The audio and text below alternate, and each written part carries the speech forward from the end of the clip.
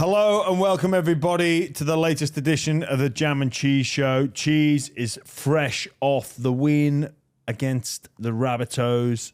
Record breaking perhaps, but more importantly, Cheese, how are you? You looked a little bit like American Psycho out there with the blood dripping from your face. Can you tell us officially what you said to the trainer? Because I did notice you looked at the screen and sort of like smiled and said something as if... Well, it didn't actually hurt when it happened. I didn't even know it was bleeding, and then I just felt all this warmth coming down my face, and I wiped it. And then when the trainer come out, it was good because I gave all the boys a little bit of a breather, didn't I? But when the trainer come out, I had a look at the big screen, and I thought I looked pretty cool. So I was like, bro, don't wipe it just yet. Just let the cameras get a few more shots, a few more angles. So... I just got to thank Lindsay Collins for that. Cheers, appreciate it. There's actually a pretty funny photo of when I'm getting my head strapped. Lindsay's laughing at me. So his duty of care was nil. How good's a bit of fucking friendly fire? Oh, mate, he then proceeded. It's like he almost felt guilty after the game. He proceeded to send me so many photos of his split head. And he was like, Jared did this one. Jared did this one. And then he sent me a video of him knocked out Stark and goes, that was Jared's elbow. I was like, mate, just because Jared's got you a beauty, don't come and punish Brandon for it. Because it looked like he almost deliberately come down on these like areas, the little bastard. Bang. But shout out Lindsay Collins. Thanks, mate. Mate, I think you could be onto something there. We'll get stuck into that Roosters Rabbitohs game in a bit, but just before we get cracking with the show, a big shout out to Tracy and Ian Williams, who have suffered a bit of an accident. Our thoughts are with you. You've been in hospital for quite some time, so no doubt you'll be listening to this. They were at the live show, so our thoughts are with you and wishing you a speedy recovery. Cheese, big weekend for you. You got the win on Friday night, and then you were at the football on Saturday, with a buy round hat on as well. That was duly noted. So if anybody wants to rep the hat like Cheese, they are still available. It's actually a really good hat. It's it's probably my favorite hat. I've only got like 2 hats, but it's my favorite one. Thank you. It is definitely my favorite one. But yes, they are still available. Just head to thebuyround.com. Get on the merch section and get them ordered. But Cheese, you were at the football. Can you tell us why? Because I was surprised to see I actually got sent another photo of you with another friend of mine. And I was like, what's going on there? I was walking past and he goes, geez, they made Gemma look good in that photo. I was like, who's this fella? He goes, can I send you Gemma a photo? I was like, yeah, sweet. And he was obviously talking about the little picture of you on the head that looks nothing like Gemma. Guys, it's given you like a full-grown beard. Yeah, it's like a goatee. You don't have a full-grown beard. Yeah, it was Charlie that came up with the design. But yes, anyways, so the game, that was Jesse Marshke, shout out, another one. That's one of our good mates, local boy from Bundaberg actually, but local to the east. Just signed with the Dragons. He had a training trial with Melbourne. He was very good in the New South Wales Cup last year. And, yeah, it's just awesome because his brother, Benny, debuted for the Roosters, and I guess Jesse felt a little bit left out.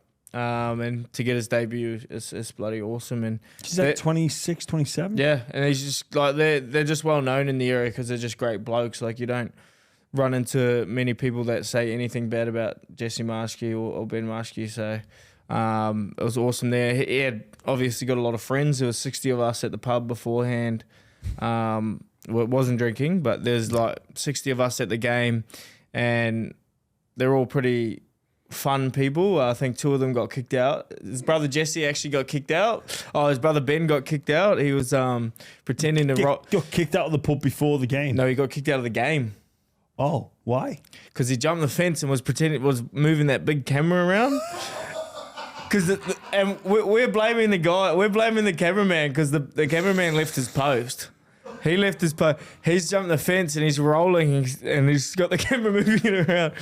The security guards like seen him come walking over, and before he got kicked out, he let himself out. He just jumped the fence back over and walked straight out the door. Then He's come back 5 minutes later. He's jumped the fence. He's got a brand new kit on, and he's just sitting in the exact same seat that he got kicked out of. Like, it's called hiding in plain sight. Well done, Ben Marshke. Oh dear. What else did you get up to on the weekend, Cheese? No, that's about it. That's about it. Hey, can I just ask you before we get into the review? You would have seen the scenes at Leichhardt Oval. Benji Marshall back at one of the spiritual home of the West Tigers. But we had Shane Richardson on, who sort of said it's probably not fit for purpose, and there needs to be more of a push for corporate. Whether or not this is a ploy to get some money to upgrade the stadium, and there's been a few news articles this weekend in particular about just how run down it is and how it's not fit for purpose. But then you've got the other side of the argument of, it was packed on Saturday. It's got the tradition, even though the toilets are no good. We want to sit on the hill. Where are you on the whole like suburban grounds versus modern grounds? Because obviously you play at Allianz every week. Yes, but then you're a fan as well. Like, where are you at with it? Yeah, I was a huge fan of the hill on the weekend. The Dragons game was Cogra. Yeah. I'm old school in that sense. I love the being able to sit on the hill, the atmosphere it brings, and like even when you're playing, I remember playing against Dragons at Cogra, and we got beaten for the Storm. But like you could just feel the crowd like a little bit more because they're not just so far away in these seats. And I don't know. At the end of the day, Tigers have to do what they got to do to make the club and put the club in a better stead. But for me, I'm just a big fan of the Suburban, the grounds, and just giving that footy purpose. Like when I go watch Sunshine Coast play, the feeder side for the Storm, if my mates are playing, I love going and sitting on the hill there, and I just feel like it's more homely, than just sitting in a stadium seat. But that's personal preference. Yeah, I know what you mean. Like maybe, Cheese, you figured out a way that everyone can be happy, because when I'd prefer the old stadiums. I kind of feel at home there. Yeah. Like that reminds me of the days watching St. Helens at Nosey Road, which is now a housing estate. St. Helens had to sell that ground, build a new one, because the sport is a business now, which is sad. But they're not making these decisions for people like us. They're doing it for other people that they want to bring in. And for those type of blokes that go and have a couple of beers, they'd rather have one corporate through the door than 10 of us. And I get it, because that's sports become a business now. But maybe perhaps like to have everyone go away happy is still have that local footy at suburban grounds, and you can go and sit on the hill. You're not going to be able to watch NRL there, but you can go and watch New South Wales Cup or Queensland Cup, and you got the best of both worlds there, because it's still a pretty good standard of football. Go and have your beers on the hill for the lads, because they're probably and the girls and stuff go have a drink and watch. But you're probably not going to get corporates at that. But the corporate will go to the Alliances, they will go to the Combanks of the world, the Accords of the world. So maybe that's a way that I just don't. Everyone. I don't like with how much culture that field has that they just break it down. And like you said, my favourite memories, like now that you say that, of football was when I used to go to the Warriors games, and they used to have this big hill out the back where like the food stores were up the top. And they just had this big hill, and then I'd just meet all these young kids, and we'd all grab like cardboard boxes and just slide down the hill. Yeah. Wouldn't even care about the footy. It's just like had so much fun doing that, and I don't know.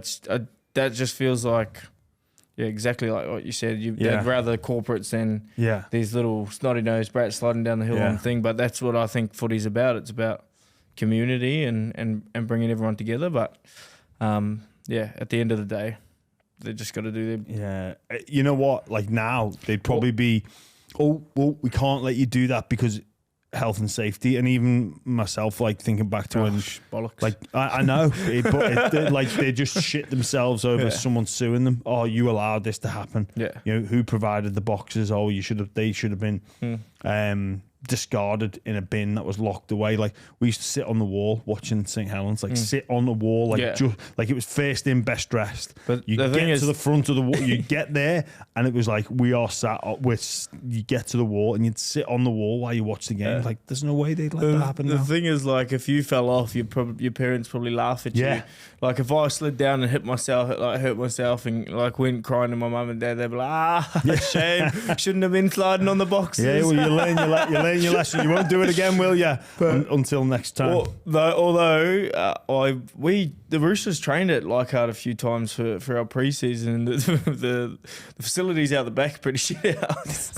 Like the changing rooms and that. So maybe they could do it with a little spruce up. That's always you run past all the gear, like on the way out the tunnel. You run past all like the gear that's in the cages. There was some shocking grounds and facilities I used to play at when coming through the ranks in England, and then even at professional level. Yeah, England's terrible. Like Wakefield, Salford's old ground was horrendous. Like Wigan's facilities. No, Wigan's actually all right. Is that all right? Where is that at Oral? I don't know where they train. I train there for Kiwis, but like where their locker rooms are.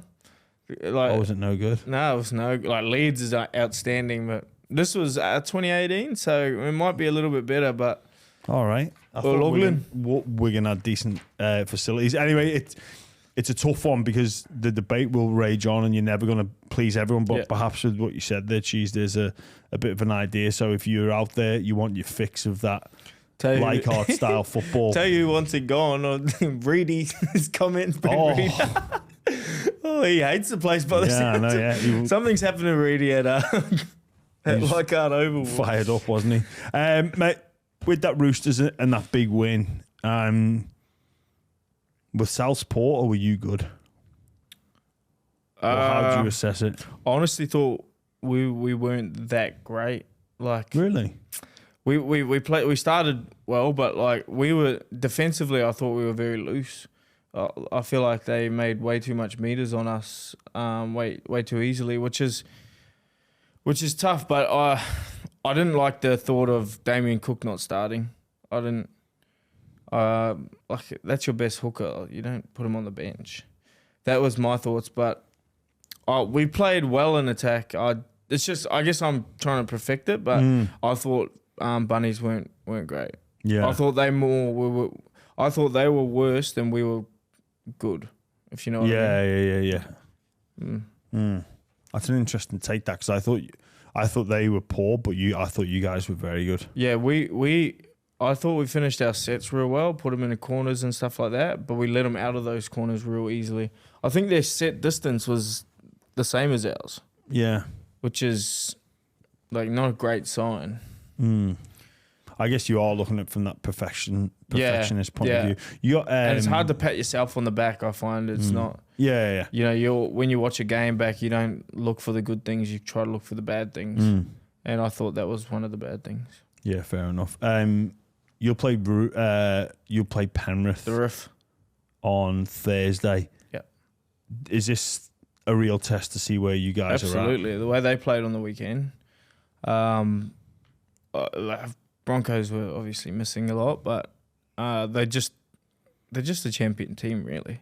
And it's good because I feel like we're really building in the right direction for our team. We've started off pretty well. We probably missed the mark last week, but this is the test, and this is, I guess, the one you want to win. It's only early, but just to be able to see what you've got against them, I'm looking forward to it. Yeah, it should be a great game, and I think, is it a barometer of where you're at? I think that's the right word. But it should be a great game. Just before I'll ask you about Taylor, mate. Jared's 300th. Was he in celebratory mood, or is he more interested in 306 or 307? To be honest, I don't think I think the club did a really good job in not creating too much emotion around it before the game, because it wasn't really spoken about too much throughout the week. But yeah, like he was stoked, but I just think for Jared, it's not like it's not the bee's knees or the be all end all sort of thing. It's just another game for him, and we're pretty chill. He had a heap of his aunties there. It's just pretty funny. They kept coming past and going, "Hey, I'm auntie," and I was like, "Who's auntie?" But yeah, it wasn't. Yeah, well, I thought he handled it real well. Yeah. I was saying that I think that impresses me most about Jared is he's not changed.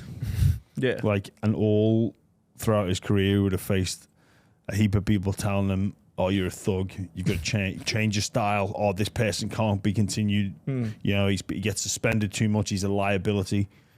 No, he's just gone. I don't care. I don't think he pays too much attention to other people, to be quite fair. And good on him. But even that yourself, like he could be sat in that position going, "Oh, I don't really want to be on the sidelines. I've let my teammates down, maybe. Oh, I don't know." But no, because what I bring is what I bring. If you know the pros and cons, you know some of the potential consequences for me having my style. And so does Robert, but he gets picked week in, week out for the last 300 games. Exactly. He knows what he's going to get, and he's okay with it. Yeah, what you see is what you get. It's funny though, like when you see him walk out with his kids and, happy dad. And then straight after they walk off the field, he turns into this fire hungry, wanting to kill everyone in sight, sort of mood. It's just, and then as soon as the game's over, it's switched straight back to the family man. It's incredible. I wonder if there's something going on there. Well, there probably is. A little bit of bipolar. I think it's called multiple personality disorder. Yeah, there we go. Yeah, I was a bit of a sufferer myself. The Penrith game, Taylor May comes up out the line, and obviously there's what appears to be an accidental head clash. For me, part of it looked like a shoulder charge from one angle, but then the other angle showed he wrapped his arm. Reece Walsh leaves the field, passes his HIA, needs stitches, is about to go back on, says he can't see, so they pull the pin, the wrist gone. Later find out he's got a fracture of the cheekbone of sorts. I don't know, I'm not a medical doctor. Yeah. What are your thoughts on that? How can the NRL balance it out? Like, what's how can they get the balance right? Is it the correct decision? And what are your thoughts on it? Honestly, I don't have a problem with it. I like, how many times have we ever seen this before? Like, have you ever seen it before? Like, where accidental head clash? Yeah, there's a couple. Yeah, but like where it's been the severity of like this, like facial fracture, hasn't been able to come on the field again. I don't think I've seen that before. So it's not like it happens all the time. No. And something that needs to be screwed. But I feel like last year when we were talking about what is that, hip drops? Yeah. And then people reacting to whatever the injury was. So say there was a hip drop, it wasn't too bad. He hobbled back on the field. That guy wouldn't get any weeks, or he'd get 1 week. But if the guy broke his ankle or something, that was 6 weeks. It's like you're reacting off the injury. I feel like it was an accidental head clash. He didn't mean it. I thought he didn't mean it. He's just trying to stop Reece Walsh from. Well, what do? You let Reece Walsh just run around you next time, or he's just trying to stop Reece Walsh.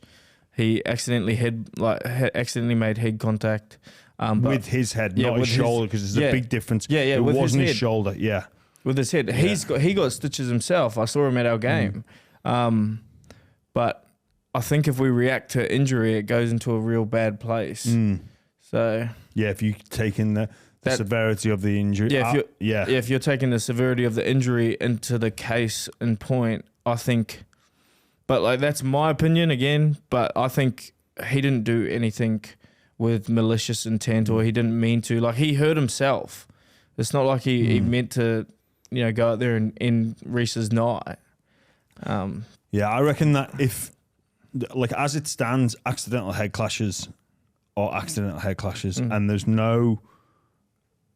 If the tackle is controlled, there's no punishment given to the defender. Now, other games like in the Super League in England or in Europe rather, in rugby union, like the onus is on the defender not to make contact with the head. Now, that's fair enough. If that's the way they want to go, that's the way they go. But it comes at a cost. And with our game, I think due to the distance between the players versus the lack of distance between the players with rugby union, it's harder to perfect that, and it is pure accident. I think, you look at what happened to Poa Farmasili against Cronulla Sharks, first run of the game, off the kickoff, Cam McInnes goes to tackle him, accidental head clash. Poa Farmasili is knocked out cold. He's asleep on the floor, cleared of a facial fracture. And what actually happened on the game is he was penalised for a knock-on. Yeah. he was given a knock-on, but nobody complains about that. It's just like, oh, it was accidental. But because it's Reece Walsh, and because the big moment, it was a bigger game, and Reece Walsh is one of the superstars of our sport, like the pin-up boy, and then the black eye look for our game. It's like, well, there was nothing like that for Poa Farmasili. Not even a penalty. He's the journeyman front rower. That's actually so funny. He actually got done for a knock-on. He got pinged for a knock-on. Yeah, I saw the thing. I didn't know he got pinged for a knock-on. Because Sharks got a scrum. Yeah. And then on the Sharks game against Tigers, Dale Finucane goes to tackle Bole, the number 13 for the Tigers. Yeah, he got... And the defender, Dale Finucane, hits Bole, accidental head clash, but Dale's out. Yeah. So what do we do? Does the attacker then get penalised for the accidental head clash because the injury is sustained with the defender? It's just... That's what I was going to say. If it was the other way around, say Taylor come in and Reece's head hit his and put him out for the game, what do we call that? Yeah. Like, is that the attacker's fault for not getting his head out of the way? Yeah. It's a minefield. It's so difficult to navigate. It's never going to be perfect. See, I think that's why I was saying I feel like the whole thing is reacting because of the situation, and like you said, the player, and the game and everything. But I feel like nothing really happened wrong. Well, that's my opinion. What do you watch? Look, are you similar? I like accidental head clashes or accidental head clashes. I was involved in one myself with Sam Burgess. Nobody bothered asking how I was, by the way. Was that the grand final? Yeah. For me, the way Taylor May jumped out of the line, that's the sort of play you need to do against a guy like Reece Walsh because of the fast-paced nature. You got to shut his space down. That was their game plan. Up and in defence rather than let him... Because usually Walsh gets on the outside of the 3-man and then looks to play 3-on-2 with his centre and winger against the opposition centre and winger. So what Penrith did, they had that tactic or the plan to, instead of letting Reece come on that sweep line out the back, let's just close him down, go early. Yeah. We'll sacrifice our defensive structure and we're just going to go and pin up. You just got to go and land on Reece as soon as he catches the ball. I want you, Taylor, to land on Reece and not let him get that pass away. Yeah. And if he does, then the winger will be connected to you, and then they'll shut down the play, and then everyone comes in. Yeah, makes the pass way more difficult because he's under time pressure. I thought the way May attacked it possibly could have been a shoulder charge. Yeah. Because it looked to me as if his right arm was tucked. So and his left arm wrapped, but his right arm was tucked. Yeah. Which I don't know. For me, it's more of a shoulder charge than dangerous contact. Yeah, I just and that's just how I saw it. It depends how I think, because I can't really remember it now, but like to that detail. But it feels like also when you feel like you're gonna run it, you're like the ball's gone, you're gonna run into someone, you sort of brace in that position. So Like, I got done for a similar thing, like a shoulder charge against Damien Cook, where he ran at me and passed the ball, and I've turned, and like he's run straight into my shoulder, and they deemed it a shoulder charge. I got a week for that. So I feel like there's that bracing thing. Even fullbacks, when they're trying to stop someone from putting the ball down, they just brace. There's the Billy Slater argument. Yeah. So I don't know if he done that, but that's what I assume. Yeah. There was another incident similar to the Billy Slater one. Reece Walsh. It was Reece Walsh. Yeah. He got our player, the Roosters player. Tupo. Yes, that's right. He did. It was a shoulder charge. He didn't get a week for it. No, he didn't get anything. But didn't they? He's the poster boy, man.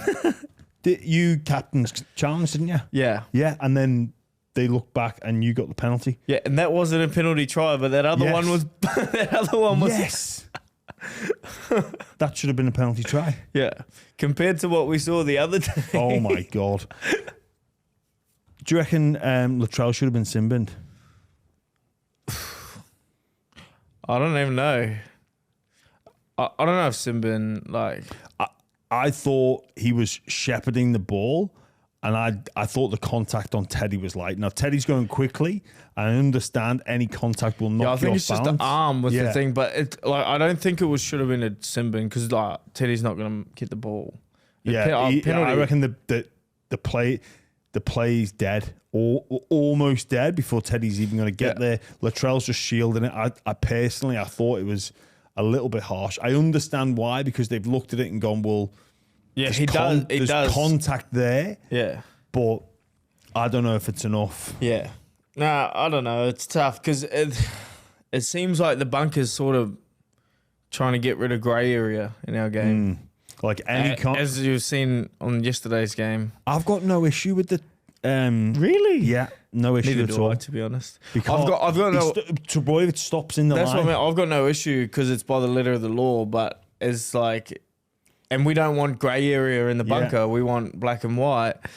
I just don't think he's going to get there. Like common sense. No, Moretti's not making that tackle. No. But Jake's messed up, and he knows he's messed up. I feel like he knows the play that's coming, because Manly have done that play a couple of times. That Brooks goes across, fakes the drop off. Yeah, like they did it against us, but Nat Butcher made the tackle. They faked the drop play to the edge back row, and then it looks like Trebojevic is just going to sweep, but then he comes underneath again. It's a really good play. Do you know what's even better play? Moretti running straight into Jake because he knows he's not going to go there. But Jake fucked up. He stops, but he turns his head and he's looking to see where unfold the play. He should just be looking at the defence. And he would, if he just came off his left foot, goes inside Moretti. Yeah. Moretti doesn't make that tackle. But here's why I think you've got to penalise it. Because everyone goes to the extreme example. Grand final, Origin, right? If that's, say, New South Wales against Queensland, say New South Wales are defending, and that's Cameron Murray, who's Moretti. Yeah. He might make it. Yeah. So you can't have a situation. You can't have each and every situation like that. Yeah. Say that plays out every week, and you're deciding based off, it's Moretti. He doesn't tackle Tommy. Or if it's Cam Murray, he does. Or if it's Souths v Manly, or Murray'd make it. Tombe just doesn't. Totola does. Cook does. You can't do that. You can't take the player into account. No, I agree with the call. It's just he's not making it. Moretti's not making the tackle. Yeah, exactly. It's the right call, and I reckon Jake would be filthy on himself. Absolutely filthy on himself. Yeah, for sure. Yeah, I've heard he's quite the stresser. Well, he'd be very pissed off, and Tom should be pissed off at him as well, because he fucked up what would have been a great try. Who scored that? I think Tom went through and then they passed it. Cola. That's Cola. That's a try chalked off for him. I thought it was forward, but do you reckon? Yeah, but I don't know. I'm not a ref, thankfully. Yeah. Thankfully, I was good at rugby league, so I became a player. Yes. I was in the same boat as you, so I like it. But yeah, it's hard because I go back to the kick out no try, and I go, well, and the Jerome Hughes suspension. I go back to kick out is about to score and Trindle gets knocked, like goes into the ref. I'm like, well, Trindle's not stopping kick out. But maybe if that, I don't know many people in the comp. But you can't get. But I think because he's hit the referee, the referee's at fault. Benefit of the doubt. Benefit of the doubt to the attacker. I just find it so hard that you can find it so hard that it's let's just play the play again. It's like, bro, no. You can do something. Yeah, it doesn't work. Let's just play fifth tackle again. We'll see how you go again in that play. It's like maybe the answer is in machine learning and robot referees, and I've said this before, so they can take into account the fitness levels of the player who's about to, the size of the player who's about to make the tackle, and they could run that simulation 100 times. You wouldn't need a robot. You could just get me in there and go, mate, is Trindle going to tackle kick out here? But then they change who the player is. Maybe if it's Toby Rudolph coming across or Teague Wilton, like, it's a 50-50. Yeah, I'm telling you, no one's getting it. No one's stopping kick out. He's full sprint a metre from the line. No one's getting him. Maybe me. Maybe no one else. So, but yeah, maybe the answer's with artificial intelligence that can take all these calculations into play.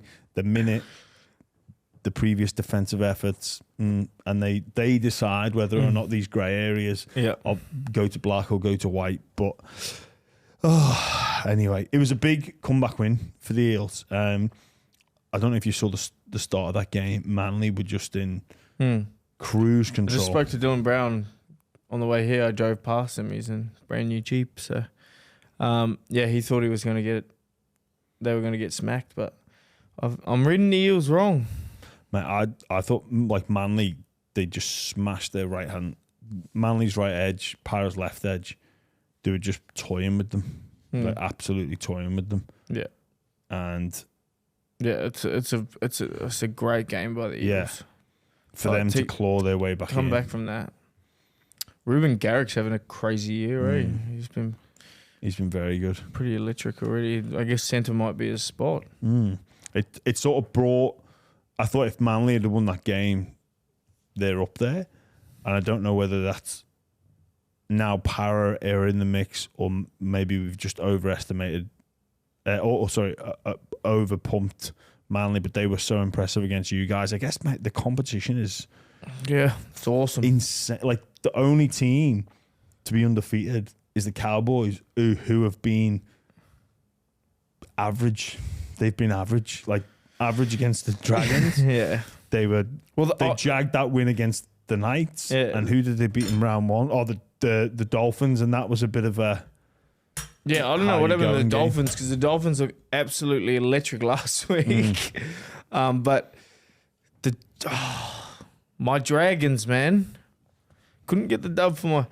I'm just saying that game there, it should have been won 24-4 if he doesn't knock that ball on. Oh, Ray for Talamarana. If he doesn't knock that ball on, it's 24-4. Instead, a minute later, it's 18-10. Yeah, that's devastating. Mate, it's just all those things. And even Lomax dropped that catch. Hard catch, but he dropped it over the line. Like, he had it. Yeah. If he scores that, they're down by 10. Instead, he drops that. They go the length, and they're up by 18. Well, Jack Baird as well with that flick pass to Sloan. Yeah. Which was forward. It was forward, I think. But if that pass goes behind, because Sloan still scores. Yeah. Footy, man, it's all about moments. It is. Football, it sucks. And all the crazy stuff that happens in 80 minutes can just come down to one moment. We wouldn't have a job if it was boring, eh? No, it wouldn't. We sure wouldn't. Speaking of people not having a job, someone that's not going to be playing for a while is Tino for Malawi. That was devastating for him and bad for Quick. Like, obviously, it's almost put a line through the Titans officially for season 2024. There was already a squiggly one. Yeah, there's already a squiggly. There's already the pencil. I think the text has come out now. The Sharpie I hope is they just gone. can pull something together though. I hope so, but I feel for Tino, man, because he's the type of guy that will blame himself for this. Really? Yeah, just like he's gonna feel like the way he is as a person, he's gonna think I've let the team down. Like he's the captain. Obviously, mistakes, injuries aren't. You can't control them, but that's knowing him well enough. He'll think I've let the team down. Here. Well, it shouldn't be thinking like that. Yeah, I know, but that's him as a player, as a person. Like even if he rolled his ankle, same thing. He'd be like, fuck. Yeah. You know, I can't make a difference. Hey, speaking of bomb tries, there was a bad bombing of a try. Don't say AJ Brimson. Was it? It was, Brimson caught it. Yeah, but he was over the line. And then he passed it. I thought Brimson like Kieran looks like the bag, but I reckon Brimson's over the line. He just he just puts it down. Yeah. But yeah, and again, these are the big moments. These are the big moments in games that can send it, like the boost that gives the Bulldogs. Incredible. Like fucking Kickow was on fire. Like he terrorised Tanner Boyd. Great for my fantasy team. Kickow, well done. Thanks. And Jakey Preston had a good game as well, as we spoke about. He was on fire. But oh yeah, I text you, mate. That play where who was it? He did something. He did a scrap and then he ended up scoring off the next play. Yeah. Like those are the players you want to play with. He's a good man. Like that Oppie Coruscant. Yeah, we'll touch on the Tigers, but just with the Titans, I'm so surprised, man. Like they got pumped by the Dragons. They're the week off, and they got pumped by the Dogs. Like looking at their fixtures, with the bye, they would have been thinking we can be five rounds in and we should be on 10 points. Like, that's what they'd be expecting. They had us, with all due respect to the Dragons and the Dogs, they had a softer start to the softer draw to start the comp, and they would have been like, we can get after this season, and then that'll give us confidence. We'll gather momentum, and then when the difficult games come, you know, we can not just afford to drop points, but we'll take confidence from the fact that we've got results and we've got that winning feeling. But now it's had that. It's insane. I just don't get it. Like, I know what Des is like, and I can't put my finger on it. I can't understand why they're just playing so poorly. Like the game on Saturday, they barely looked like scoring. The game against the Dragons, they didn't really look like scoring. They didn't look like scoring apart from that one opportunity in maybe opening 3-4 minutes. It's concerning. You spoke about the Tigers at Happy Coruscant, man. So did you see that one where they passed the ball at the back, he dove on the ball before anyone else? It was Jesse Ramian offload. Yeah. And there was about 4 Sharks players. 4 Sharks, and he's just run through all of them, dove on it, and then after that he's gone and scored the try. Yeah. Mate, he had a hell of a... Like the first half was 10 out of 10. Yeah. Like his first half. Apparently he was... he had gastro as well. Benji was saying after the game. Benji's going to be feeding him off food for the next 6 weeks. Yeah, have some of this, Happy. I need that gastro back. Mate, I'm serious. Yeah. But my man Juzzy was on to Justin Olam. Yes. It's good to see him get back. It's good to see him because, like, knowing him, I speak to him regularly, just how's his head and all that. Now, like, he was doing it tough at Melbourne, not playing, being in reserve grade, being injured, all that stuff, and to see him out there happy and enjoying his football and getting a win for his debut club. I was very stoked. I just spoke to him on the phone just before we come here. So, shot Juzzy, I'm proud of you, mate. Yeah, they would have been partying like it was 2005. Yeah, he would have been there. Just on the Tigers, I was critical of them last season because they weren't playing with Appy. Like, it was almost like they were surprised about what this person could do. And, like, I remember they played the Bulldogs at Belmore last year. Appy jumped out this one time, like, looked around, like, he created a space. And no Tigers players there. He does like a 360 full spin around, goes back to the other side, and then the Tigers players react. Yeah. But it seems whatever they're doing now, they're not surprised by Appy jumping out of dummy half, creating opportunities at 9. Like the try set up for Seyfarth, I think it was, like with the eyes where he looks out the back and plays short. Yeah. Like, you've got to be ready for that. Yeah. So it seems like the Tigers. He's a very different player. Like there's no other hooker like him in the comp with his deception and the way he moves. And I guess that might have just been a lot to like learn to adjust to. Well, the penny's got to drop though, because you play for you play to your strengths. He's their strength. I hope for them that it's not just a one-off game. Yeah, you know, it's not just them beating Penrith last year. I just feel like that. You know, I said this about the Dragon, but when I watched the game and watched how much excitement around each other, like Bateman. I don't know how long he was hugging everyone every time there was a try, but you've seen him. He was embracing for a very long time. Mate, it's not a fun position. Not a fun position to be in that. What? Well, if you ever go for a drink with John Bateman, the Bateman headlock is the Bateman squeeze is it's the more he drinks, the more intense it gets, and you're just like, mate, okay, John, he come over to my house like 2 months ago, or like a month ago, 2 months ago. It was just me and him sitting next to each other having a beer, watching telly. This would have been 3 a.m. And he's bloody... I can't understand the bloody what he's saying. No. Yeah, you know what I'm saying? Yeah. just smile and nod. Because don't piss him off. No, or you'll be in the Bateman headlock, which is not fun for anyone. But yeah, the Tigers... You do hope it's not a one-off. They play Parramatta Easter Monday, which is going to be a great game. So... and should be packed house as well at Combank. Two teams that play every Easter Monday, so hopefully the Tigers can continue on that level of performance. Though the Eels will be harder to beat, and they'll be more prepared for it. I reckon they'd just be a lot of target around Appy now. Like that'll be the team's focus going in. Shut down Appy's play.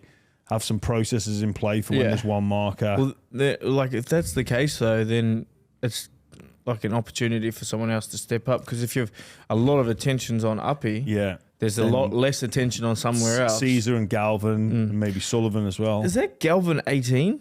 I think so, 18, 19. Yeah. Well, that's where the good half's taking advantage, and with someone like Galvin, who seems like he's got a bit about him, can just...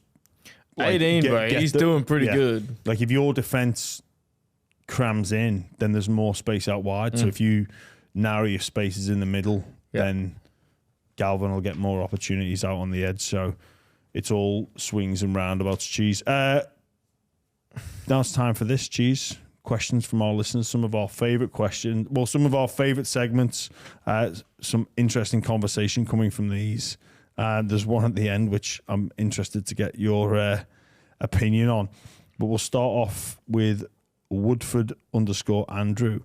Why doesn't the bunker have the same official in for every game for the weekend for consistency? Because, Andrew, they'd have to work Thursday night, Friday night, all day Saturday, all day Sunday. And no one wants to do that. I don't want to do that. No one would do that. I get what you're saying, Andrew, but... Yeah. That's why you need AI in there. Come up with the decisions. AI doesn't get tired, doesn't get emotional, doesn't get food poisoning, doesn't get sick. Well, that's the thing, though. They're worried... Doesn't take bribes. They're worried AI will get emotional. Who's worried about that? Everyone that's a conspiracy theorist about the AI taking over the world, but you've never seen iRobot. You haven't seen the latest Tom Cruise movie. It takes in calculations. Yeah, it's not emotional. It might build its own emotions, its own self-consciousness. Is that the worry? Yeah. You know, you might go, "Ooh, I like Brandon." That wasn't a knock on. He's a good guy. That wasn't a knock on. Yeah. He's a good. You know what? Oh, I like beer Moretti. Moretti is the player. I reckon he'd make that. Moretti. Have you ever tried beer Moretti? Have you ever tried beer Moretti? What's that? It's an Italian beer. No. It's a great notch. It's I don't really drink. good. No, I know. Bradford _ Bill 123. Who had the weirdest pre-game routine of anyone you've ever played with?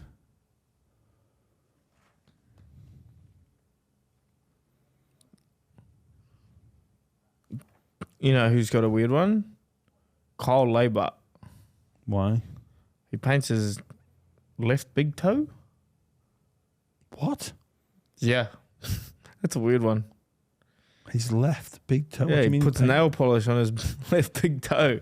It's left or right. It's one of them, but that's his pre-game routine. That's his routine. Dale's was always weird. Like it was left sock, right sock. Yeah. But that's just pedantic. But Yeah. Is that a word, pedantic? It is pedantic. I don't know if it's used in the right context. Yeah, I don't do that much. But yeah, the left toenails. Yeah, that's weird. That is weird. All right, last one. This is the one I'm really interested to hear. Chris _Russell _UK. If your life depended on it, would you rather piss a grape or shit a melon? Now, I'm interested to, because we spoke about this before the show, why you chose the one you chose. For the Why listeners, would I shit a melon? There you go. I don't even think that's up for debate. I think shitting a melon over pissing a grape for pain. Oh, This is my personal Right, preference. Would definitely be piss a grape. Man, I've never tried to shove a melon up my ass. no, but coming out, it would feel like It would not feel great. Mate, have you never had surgery where they've put like a catheter? I can actually take myself back, and I was dosed up on meds, and they were like, "We're going to put this catheter in, you won't feel much," and it was like, like, and then taking it out again, like off my tits on meds, taking it out, like, Yeah, but have you ever had them dosed up on meds pulling melon off out of your ass? Yeah, but I reckon you'd feel like a relieving, like, oh, that's out. Where I reckon with the grape would be like, oh no, like it'd be pain, it'd be excruciating. But like, there's melons are. Do you realise a melon's big? Eh? Yeah, like I do. Like that big. Like Oh yeah, but I'd rather and also if there's collateral damage, I'd rather have the collateral damage in the rectum area rather than really. the So penile you'd area. rather just shit fall out of your ass. Oh mate, rather than You'd rather just your farts just rather than having a damaged knob. yeah, sweet as. Plenty of people with damaged nods out there, mate. Not. You don't see many people with asshole piercings. You see Yeah. people with penis piercings, though. That on we are ending the show with that. So thanks for listening, everybody. We'll be back with more Sorry about that. jam and cheese next week. Please keep the questions coming in, but something better, please.